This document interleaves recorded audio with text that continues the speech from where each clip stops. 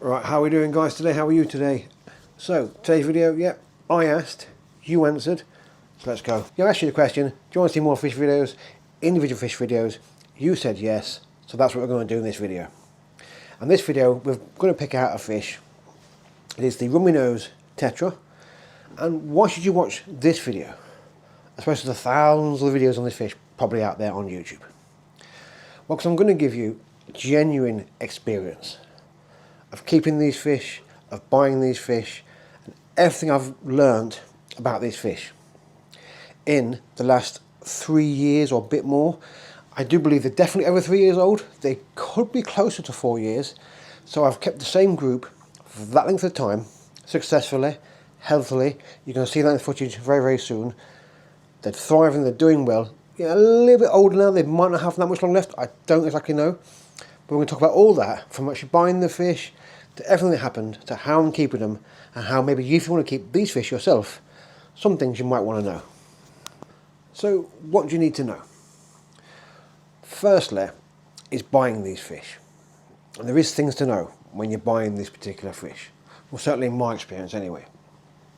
So I used to work in a fish store, and now it could be a supply issue, so that's what I'm saying, my experience, but these fish regularly came in not very good, as if they didn't really travel very well. They often come in very whitewashed, stressed out, sometimes even dead on arrival quite a lot of times, which is very sad. And I think they do struggle with travelling. And even when we got them into the tanks, got them in. Now I used to work for a big box store. Shame on me. And yeah, there was no quarantine process, so a lot of times these fish came in already stressed, didn't look great, and within a few days to a week they often got white spot. And this can be a problem as well for these fish. I think they're very easily can be affected by this white spot, or ick if you want to call it that, wherever you're from. But basically, yeah, so you want to be careful with these fish. Certainly be careful where you're buying them from. And if I was in the fish store now and I was buying fish, this particular fish, the Rummy Nose Tetra, I'd be wanting to ask a few questions. One, has this store got a quarantine process? If it has, it could be okay. If it hasn't, how long have these fish been here? When did they come in? They want to be there a couple of weeks anyway, at least, to make sure they're okay. Of course, inspect the fish. Yeah, okay, so you've bought your fish. And like I say, the travelling of these fish can be a big problem, so try and get them home as soon as you possibly can. Try and make sure you get there as fast as you can, obviously safely. Get home, acclimate them correctly, so float the bag, get the temperature up, have your lights off, introduce your fish. Of course you can drip acclimate if you wanted to, that's another video. Get your fish in. Like I say, for the first few days or weeks, certainly this group did for me, they did go a bit funny. They went kind of almost translucent. There was non-red nose, none of the checkered tail almost looked like a different fish. They were almost blue in colour. And I was worried at first.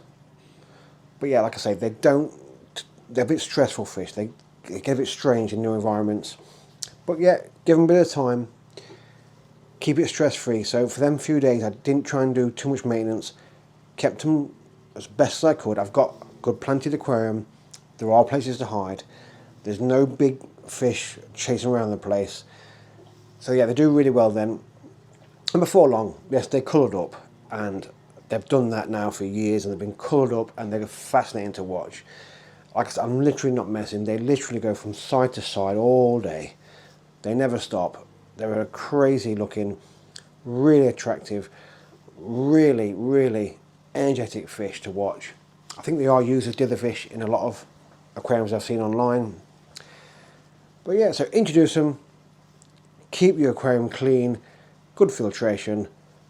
I recommend doing water changes as when you can, and they should actually thrive, and they should do really well in your aquarium. Feeding wise, yeah, a regular flake food. I'm feeding them bug bites. I have fed them different foods in the past. I think I was used to use the JBL bigger flake from them as well at one point. I've used some live food, bloodworms, definitely, all that sort of stuff. They're not that fussy. They'll pretty much eat anything really, as long as it's high quality food. I always recommend giving the best quality you can for your fish. You know, it just makes more sense. Yeah, but they'll feed that. They are quite crazy feeders, and they will go absolutely nuts for food. So if you've got other fish in there that maybe aren't as fast as and crazy as them, you might want to use different tricks and tips to feed other fish. One I do personally, it's quite a large aquarium. You'll see that in the footage. You probably already have done, depending on how I make this video. But when I'm feeding a good feed for these fish, I usually get the flake food, and I put it one end of the aquarium, so all the tetras go crazy over there. Then I put a sinking pellet on the opposite side. That way I know any bottom feeding fish, all that sort of stuff, are going to get that food over there eventually as well. Obviously the flake food does sink down, some may hit the floor, but just in case I'll feed them over there. Once or twice a week, just do it that way, make sure everyone gets fed, but that depends on your aquarium and what fish you keep these fish with, and that's the next part of this video. So, yeah, tank mates. I suppose they are a community kind of fish in an aquarium, so a community aquarium should be absolutely fine. They will tolerate a wide range of pHs, but on the more softer side.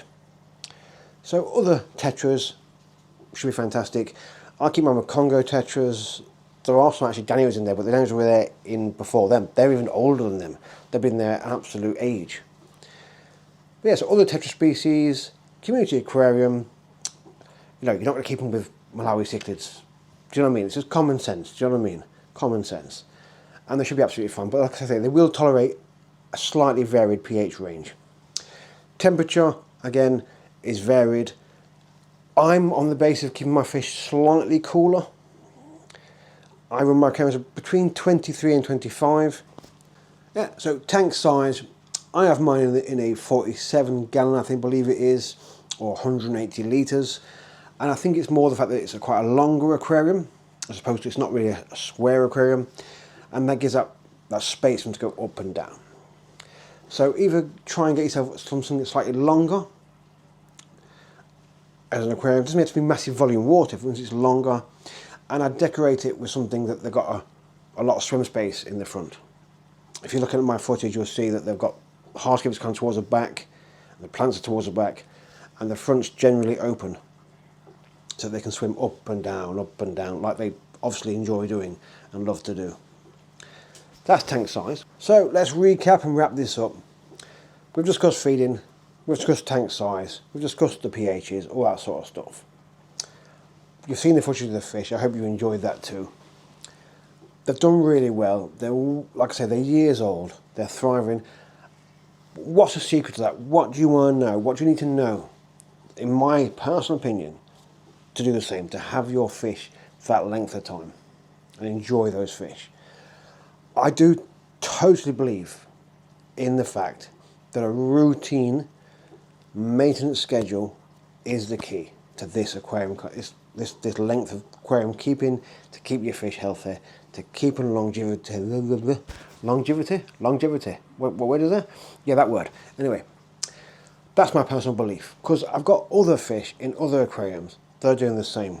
They're lasting for a very long time. So I believe that regular, not too aggressive maintenance is the way to go. So I do weekly water changes. Those water changes vary, but I always do something every week to give them some fresh water. Filtration, make sure it's good filtration. Don't completely mess with it all the time. You know, 4 to 6 weeks, perhaps even longer sometimes, depending on what filtration you're using. If you've got a pre-filter, you can leave it much longer. We've discussed that in other videos. If you've got other filters, maybe use filter floss. Just change that filter floss with your water change once a week. Keep your water clean, healthy. Plants are going to help. Not essential for these fish. But yeah, clean aquarium.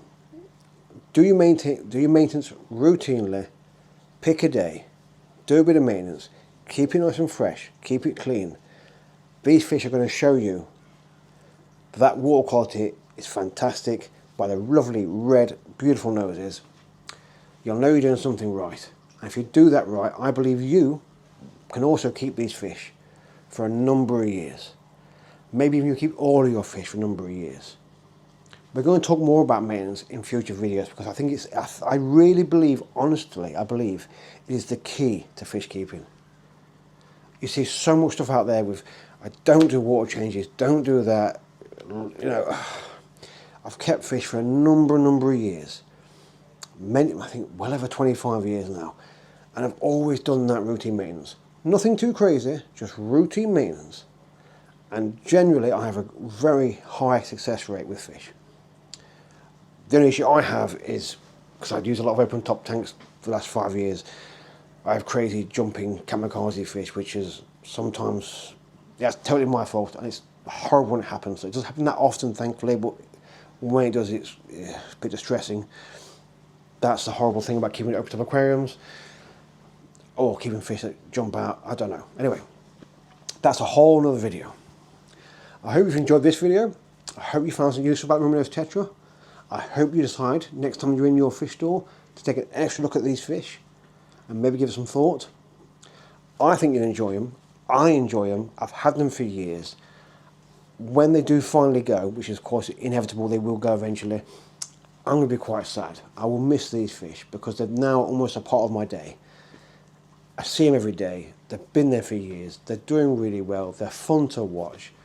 They're not that hard to keep if you just take a bit of attention, a bit of time, a bit of detail every week. You'll have a fantastic experience. And that's what I want to try and achieve on this channel, is to give you my experience.